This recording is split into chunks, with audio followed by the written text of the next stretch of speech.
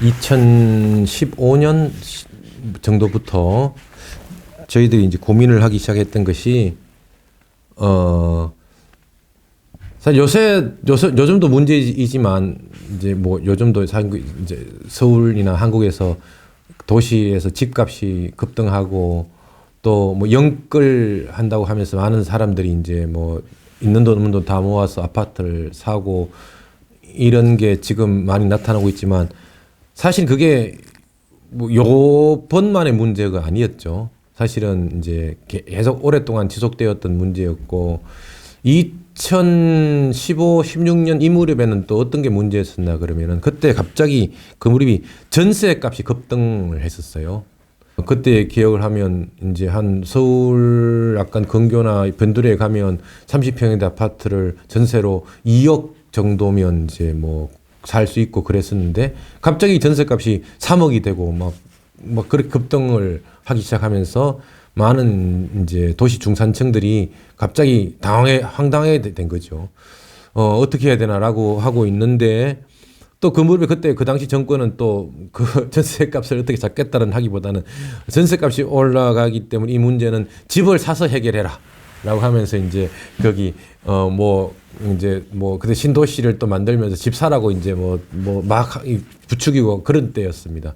그러다 보니 이게 뭐지? 라고 이제 제가 이제 도시를 연구하는 지리학자로서 좀 굉장히 당황스럽더라고요. 그러면서 이제 고민을 해봤더니 사실 전세라는 것이 한국 사회에서 가지는 이제 독특한 이제 특징이 있는데 첫 번째는 전세는 결코 영구적인 시스템이 아니거든요. 전세는 거기 한국같이 고도로 경제 성장이 이제 성장률이 계속 보장되는 그런 상황, 그리고 집값이 계속 상승한다는 그런 어떤 기대가 있을 때, 그 다음에 이자율이 높을 때, 전세가 이제 유지가 되는 상황이 그 시스템이거든요. 그런데 거기 2000년대 초중반이 지나고 나면 그런 조건들이 다 사라지기 시작하는 거예요.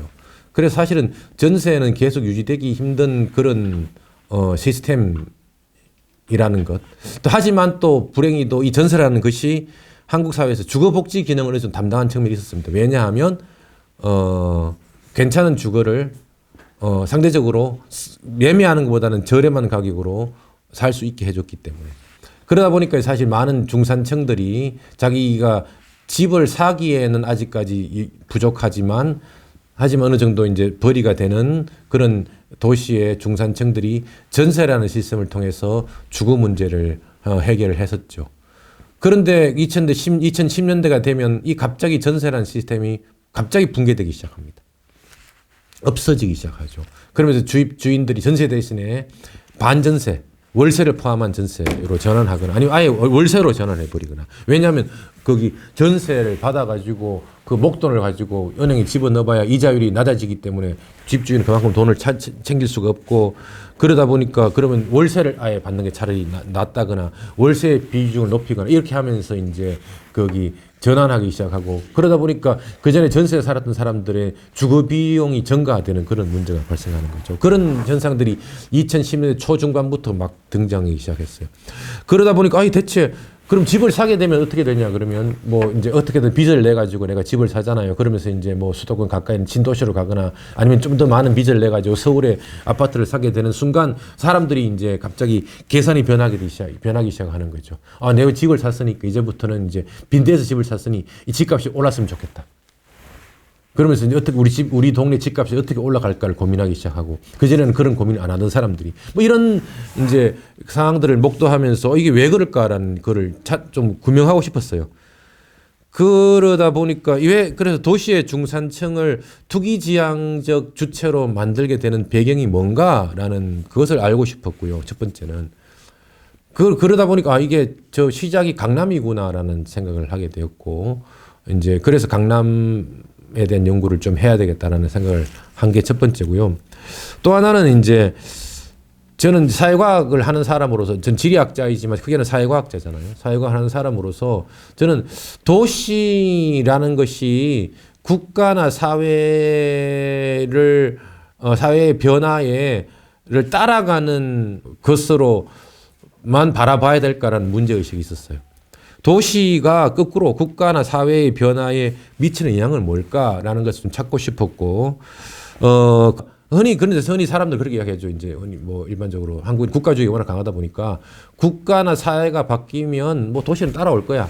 그래 국가 사회를 바꾸는 게 더 중요해라고 많은 생각을 하는데, 저는 그게 과연 그럴까라는 생각을 가지면서 도시나 도시의 우리의 일상을 바꾸지 않으면 국가 사회의 변화도 완전할 수 있을까라는 그런 생각을 했고, 그런 차원에서 강남이라고 불리는 이 공간, 그리고 강남을 따라하고 싶어하는 도시민들의 이 욕망이란 것을 설명함을 통해서 도시가 가지고 있는 한국 사회의 중요성을 한번 찾아보고 싶었습니다. 그것이 제가 저희들이 이 책을 기획한 중요한 동기였습니다.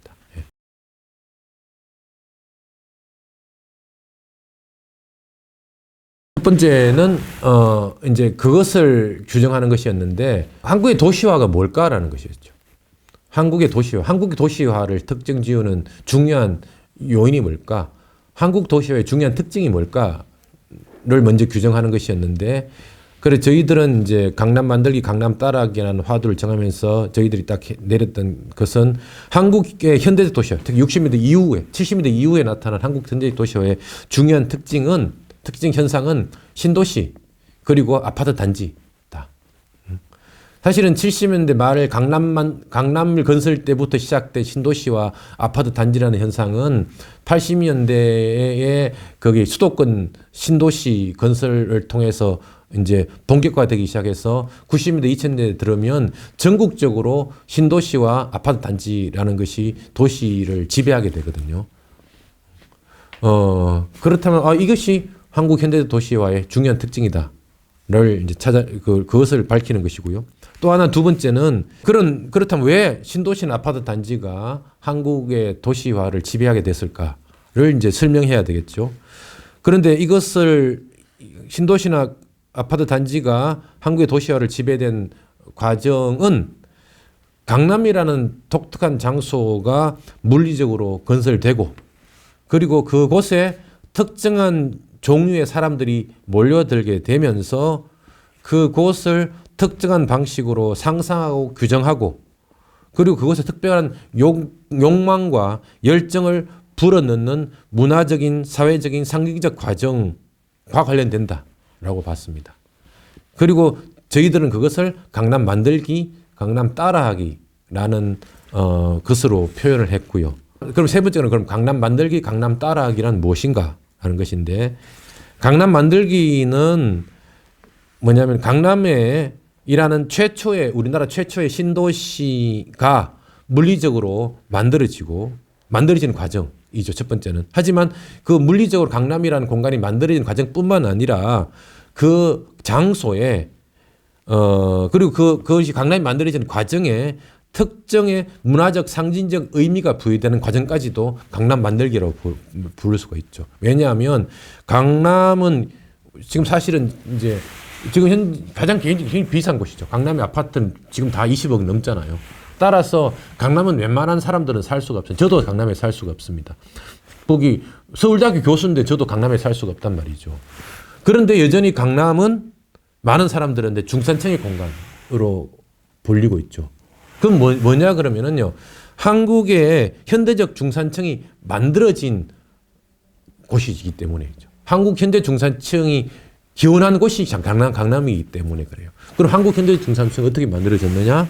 그건 결국 자산 투기를 통한 부의 축적을 통해서 만들어지는 겁니다. 그게 시작된 곳이 강남입니다.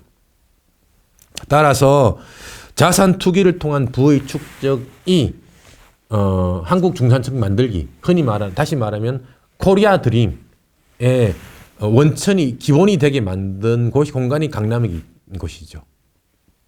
따라서 강남 만들기라고 하는 것은 강남이란 물리적 공간이 만들어진 과정뿐만 아니라 자산 투기를 통해서 부를 축적함을 통해서 중산층이 되는 그 과정이 만들어지는 과정까지도 포함한 것이 강남 만들기라고 볼 수가 있고요. 그럼 강남 따라하기는 뭐냐? 그러면 강남을 닮은 공간을 물리적으로 복제하는 과정뿐만 아니라 강남에서 구현되었다라고 믿겨지는 상상되는 자산 투기의 성공 신화를 복제하는 과정까지도 강남 따라하기라고 볼 수가 있죠. 그래서 전국에서 신도시를 만들고 아파트 단지를 만드는 과정은 강남과 같은 공간에서 살고 싶어 하는 욕망이 구현되기도 하지만 동시에 그런 공간을 만들어서 자기의 자산을 키우고 싶은 그런 욕망까지도 들어가 있는 것이 그런 과정이죠. 그래서 이제 그리고 동시에 또 그런 곳에 살면서 자신의 우월적 정체성을 만들어 나가는 과정까지도 포함이 됩니다. 그래서 전국 각지에는 이제 제2의 강남들이 있습니다. 부산의 강남, 대구의 강남, 진주의 강남이라고 등등으로 불리는 수많은 제2의 강남들이 전국 각 도시들에 있고요. 그 도시 공간을 끊임없이 사람들은 만들고 싶어하고 강남식 공간처럼 모사하고 싶어하고 그 공간에 중산층들은 살고 싶어요. 심지어 뭐 조그만 도시 그리고 공간이 많아서 고층 아파트를 지을 필요도 없는 곳에서도 24층 주상복합 아파트가 들어갑니다. 왜냐? 거기는 거의 농촌과 같은 도시인데 그런데 거기 사람들이 그러죠. 저런 아파트로 만들어줘야 내 아들 장가 보낼 수 있다라고 이야기하죠. 다시 말해서 어떤 도시의 한국적 도시, 이상적 도시가 구현되는 공간을 만들어줘야 되는 것이죠. 그런 어떤 도시 이상이 구현되고 상징적으로 만들어지고 그 상징들이 확산돼 나가는 과정, 이것이 강남 만들기, 강남 따라하기 과정이다 라는 이야기들을 그 책에서 하고 싶었습니다.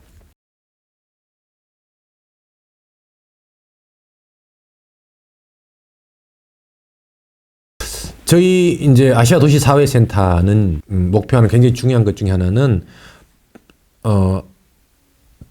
동아시아에서 포스트 발전주의 도시성을 모색하는 것이거든요. 이 말은 무슨 소리냐 그러면은 저희들이 이제까지 동아시아의 한국을 포함해서 동아시아의 도시화의 중요한 과정들은 발전주의 도시화의 과정을 통해서 형성되었다고 봅니다. 그 발전주의 도시화의 중요한 특징 중에 하나는 국가 주도의 압축적 도시화죠. 그래서 국가의 산업화를 필요에 의해서든 또는 국가 발전을 위해서든 국가가 나서서 어떤 압축적으로 도시를 만들고 시공간적으로 압축적으로 도시를 만드는 과정이었고 그러다 보니 그 안에서는 수많은 투기적 도시화가 발생할 수 있는 요소들이 많았습니다.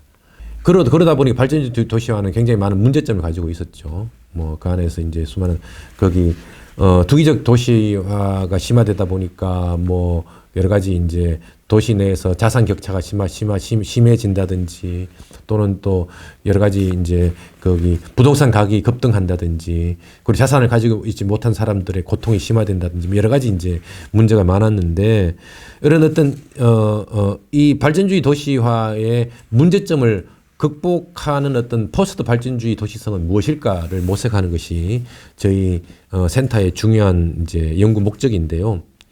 그러다 보니 이 강남 만들기, 강남 따라하기는 어떻게 보면 이제 이 발전주의 도시화의 중요한 특징을 이제 규명하는 것이죠. 그래서 아까 말씀드렸다시피 왜 한국의 도시 중산층은 투기적 주체가로 변모하게 되는가를 설명하는 것이었고, 그래서 이 연구는 그럼 다시 말하면 이 도시 중산층이 그럼 투기적 주체로 변하지 않는 것이 사실은 포스트 발전주의 도시성에서 굉장히 중요한 게 될 수 있잖아요. 그러면 이 연구를 통해서 이 연구는 결국 이제 포스트 발전주의 도시성을 구현하는 데서 굉장히 중요한 도시 중산층이 투기적 주체가 되지 않도록 만드는 방법을 찾는 기초 연구가 되는 것이죠. 그래서 이걸 보게 되면 이제 신도시나 또는 아파트 단지와 같은 어떤 그런 강남식 또 강남풍 도시 공간을 추종하는 도시 중산층들이 늘어나는 것은 문제가 있다라고 보는 것이고, 그렇다면 그러면 그렇지 않은 방식이 뭐가 있을까를 이제 저희들이 고민해야 되는 것이고, 그리고 그 신도시와 아파트 단지를 만드는 그 바탕에 중요한 것은 자산의 투기를 통한 부의 축적 구조잖아요. 그리고 결국 그것을 막아야 된다라는 것이죠. 그래서 자산의 축적을 통한 부의 축적을 막는 방식이 뭐가 있을까를 최근에 저희들은 그쪽 연구를 많이 하고 있고요. 그러다 보니까 자연스럽게 뭐 거기 도시 커먼즈라든지 또는 사유화 대신에 공유화를 도시 공간의 공유화를 통한 뭐 문제 해결 이런 방안들을 모색하고 있고 그리고 그런 차원에서 이 강남 만들 강남 따라하기 연구는 지금 저희들이 중점을 두고 행하고 있는 공유 도시로의 전환이라고 하는 이 과제를 수행하는 데 있어서 굉장히 중요한 기초 연구다라고 말할 수가 있을 것 같습니다. 네.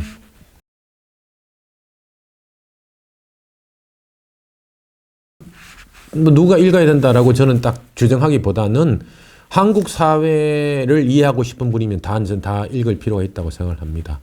한국 사회에 관심 있는 사람들이 사실 한국 사회를 하게 되면 그럼 한국의 국가, 뭐 자본주의, 정치 체제, 뭐 문화 이것만로 한국 사회를 이해할 수 있는 것이 아니잖아요. 한국 사회의 중요한 특징 중에 하나는 거기 아까 말한 대로 거기 강남식 도시에 살고 싶은 욕망인데요. 그렇죠. 신도시 또는 아파트 단지 대부분 이제 도시 중산층들은 그런 곳에서 사는 것이 당연하다 생각하고 그런 곳에서 살지 못하면 억울하다 생각하죠. 사실 그것을 이해하는 것이 한국 사회 이해 굉장히 중요한 것일 테니 저는 뭐 이 책은 한국 사회를 이해하고 싶은 모든 사람들이 읽어볼 만한 책이라고 생각을 하고요. 하지만 또 좀 더 좁혀 본다면 한국의 도시 문제를 이해하고 싶은 사람들, 그 다음에 또 특히 한국의 도시가 왜 투기판이 되었냐를 비판적으로 성찰하고 싶은 사람들이라면 반드시 읽어야 될 필독서가 아닐까라고 생각을 합니다.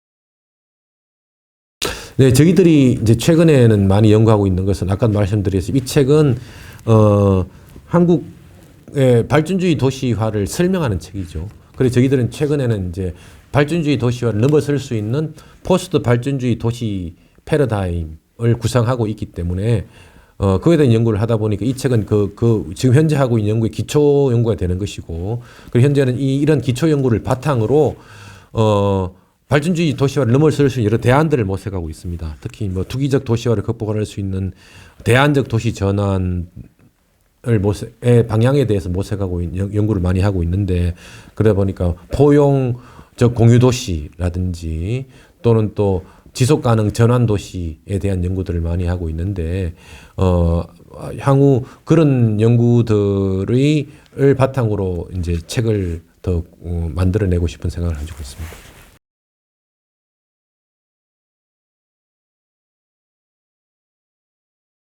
여러 가지 좋은 책들이 굉장히 많습니다.